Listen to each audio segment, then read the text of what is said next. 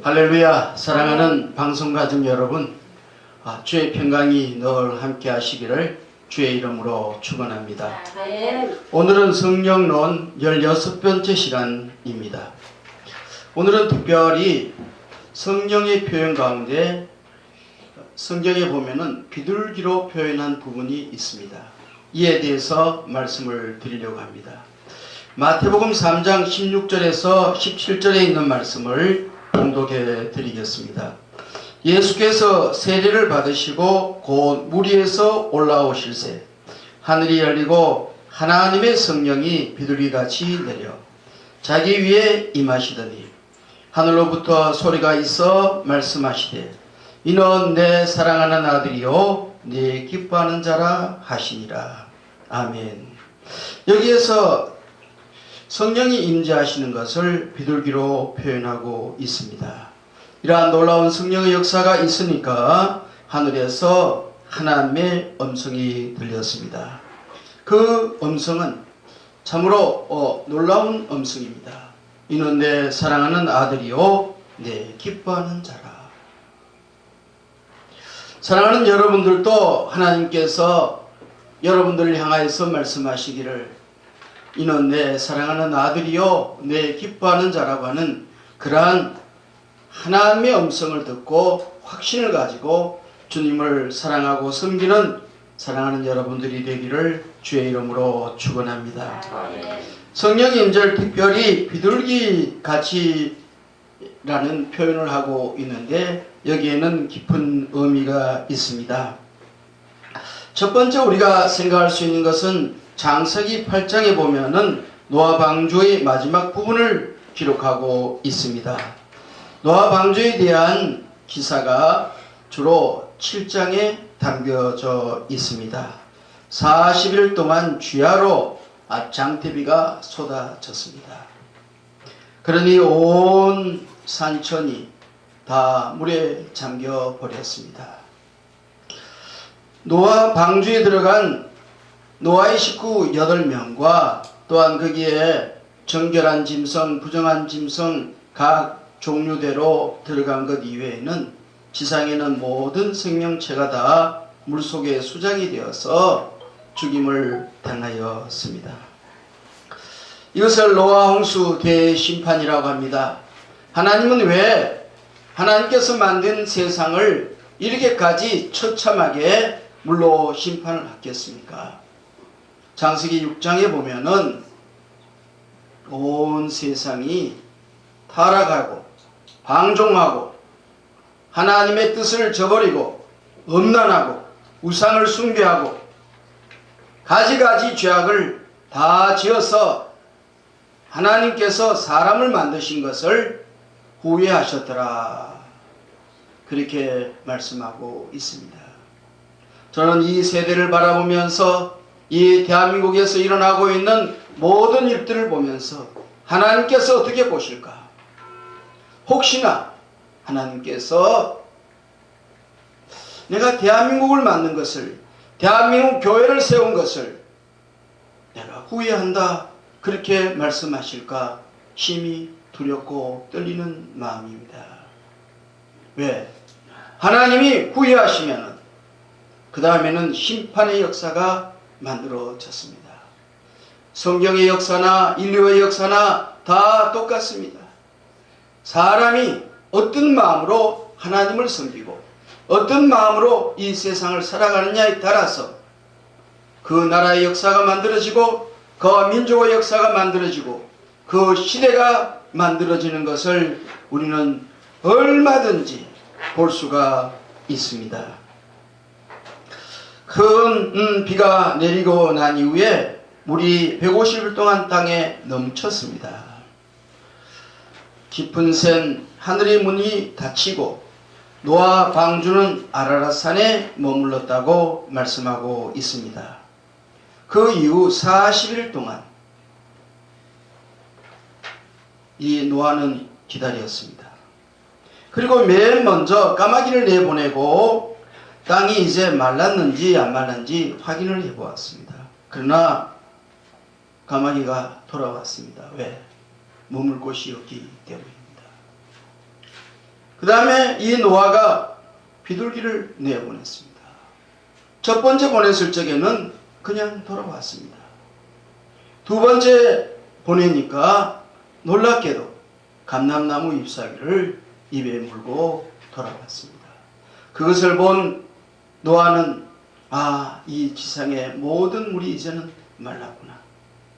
이제는 노아 방주 바깥으로 나가도 살 수가 있겠구나.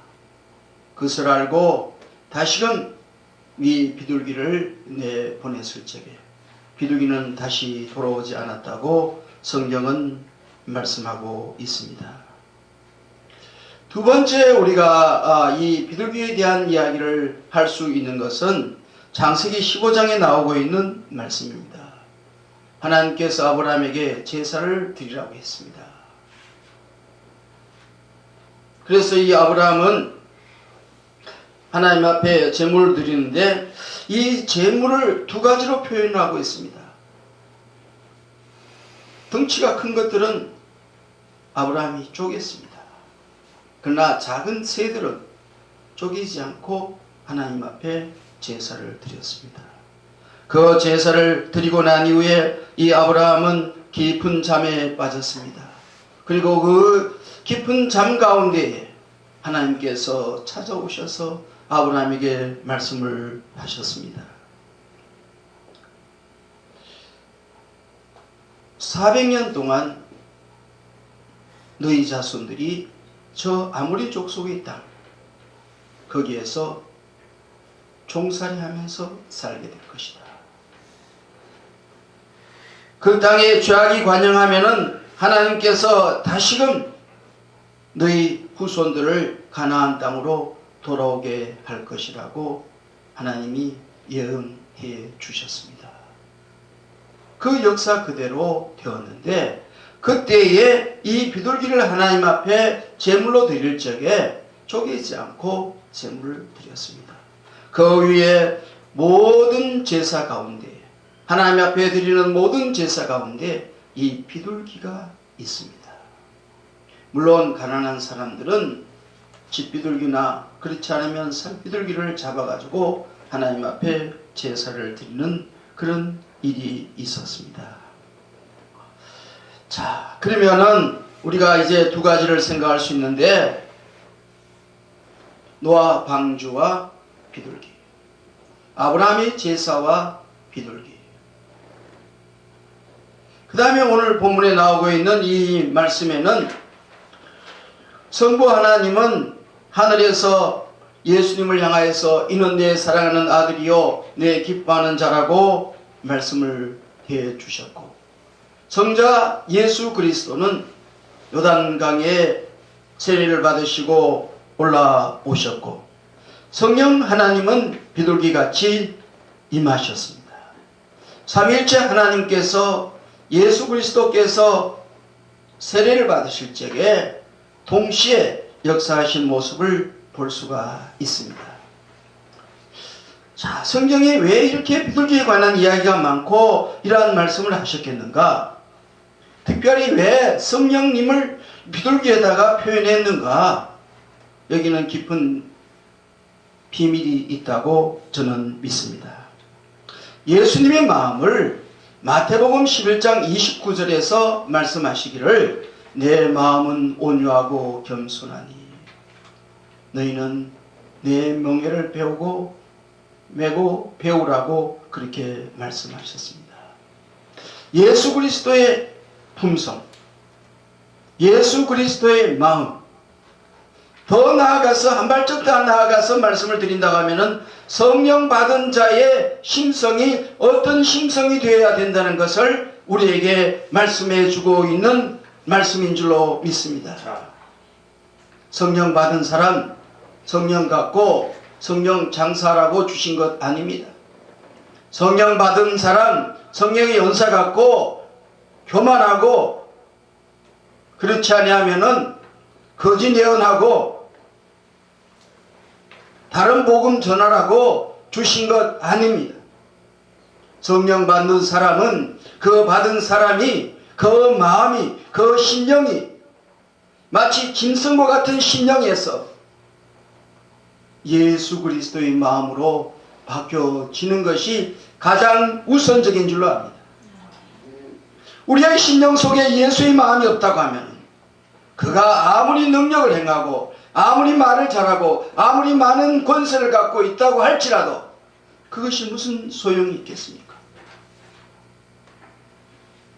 우리의 심령이 예수의 마음으로 예수의 심령이 되어서 하나님의 뜻을 알고 하나님의 마음을 알아서 참으로 나 같은 죄인 살려주신 그 놀라운 사랑, 그 놀라운 은혜, 그 놀라운 축복, 거기에 감사하며 날마다 온유하고 겸손한 마음으로 섬기는 자의 모습으로 주님께서 나에게 맡겨주신 그 십자가를 지고 묵묵히 나아가는 그 모습이 바로 성령 받은 자의 모습이라는 것입니다. 그것이 바로 오늘 제가 읽어드린 말씀 가운데 비둘기의 모습이다. 왜 비둘기의 모습은 그런 모습이라고 말할 수 있느냐?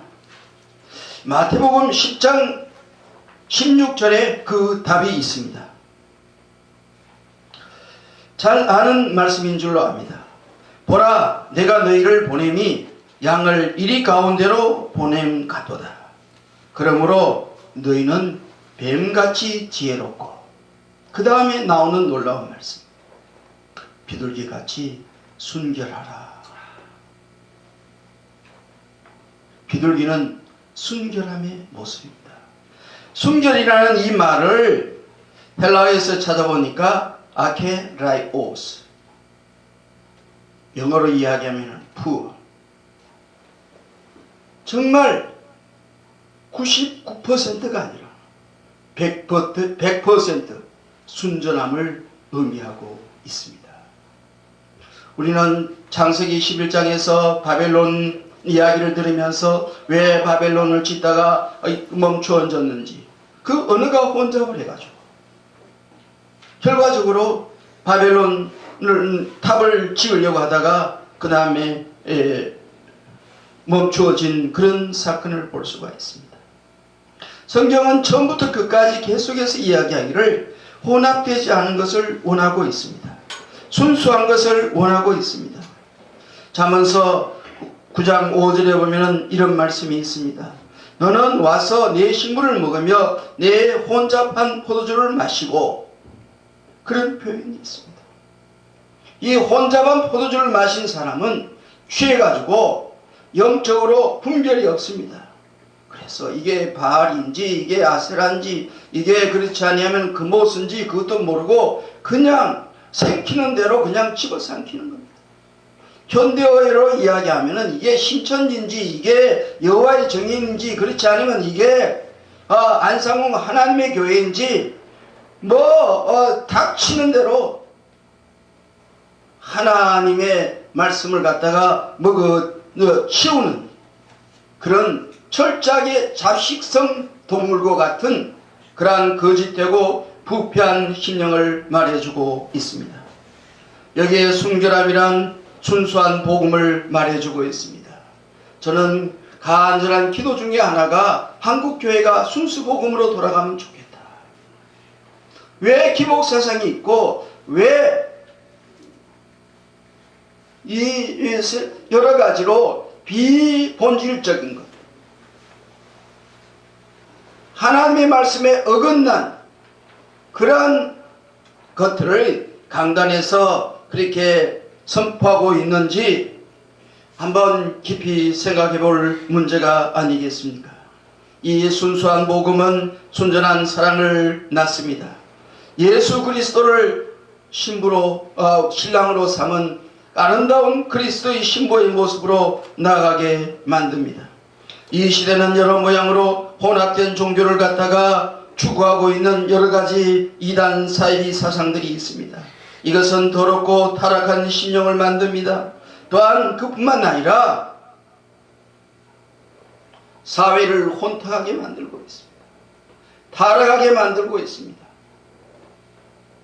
이러한 모든 것에서 성령 받은 사람들, 순결한 사람들, 마치 성령이 비둘기같이 임하면은 거기에 주님께서 말씀하신 대로 너희가 비둘기같이 순결하라고 하신 그 말씀과 같이 순수복음을 따르면서 지난날에 거짓되고 부패된 것들을 다 버리고 예수 그리스도 안에 있는 사람은 이전 것은 지나갔으니 보라 새 것이 되었도다. 새 사람이 되었도다고 날마다 고백하면서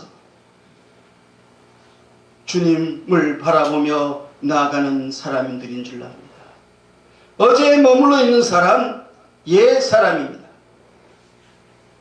오늘 하나님께서 나에게 주시는 그 놀라운 은혜, 놀라운 그 말씀을 붙잡고 한 걸음씩 나아갈 수 있는 그런 귀한 은혜가 있어야 합니다.